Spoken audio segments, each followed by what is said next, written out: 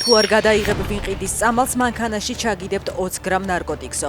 37 წლის კაცი ამბობს, რომ კრიმინალური პოლიცია ინფორმატორობას აიძულებს, წინააღმდეგ შემთხვევაში კი დაჭერით ემუქრება.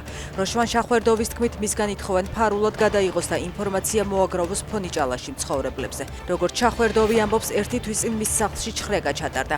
ეძებდნენ იარაღს და ნარკოტიკს, თუმცა ვერაფერი იპოვეს და ზეწოლაც ამის შემდეგ დაიწყო. ავტობუსი, რომელსაც 40-მდე ბავშვი გადაყავდა, რუსული დაბომბვის არეალში მოჰყვა. ბავშვებმა ტრანსპორტიდან გადმოსვლა მოასწრეს, თუმცა დაზიანებები მიიღო 10 წლის ბიჭმა. ოკუპანტებმა დრონებით საჰაერო იერიშებით დნეპროპეტროვსკის ოლქში ავტოგასამართ სადგურზე მიიტანეს. ცეცხლი გაუჩნდა სატვირთო ავტომობილს, დაშავებულია კიდევ 5 ადამიანი. აპრილში რუსეთმა იმაზე მეტი ტერიტორია დაკარგა, ვიდრე დაიკავა, ნათქვამია ომის შესწავლის ინსტიტუტის ანგარიშში. ამავე ცნობით, აპრილში ოკუპანტების შეტევა შენელდა და მათ 116 კვადრატული კილომეტრი დაკარგეს. ანალიტიკოსები ამ ყველაფერს რუსულ არმიაში კომუნიკაციის პრობლემებს უკავშირებენ, რაც სტარლინკის დაბლოკვამ და ტელეგრამის შეზღუდვამ კიდევ უფრო დაამძიმა.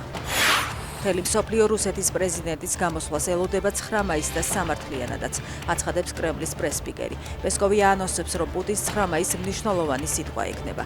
აღლუმამდე ერთი კვირით ადრე რუსეთში ინტერნეტი ისევ შეზღუდეს, მოსკოვში კი საჰაერო თავდაცვის სისტემები გააძლიერეს.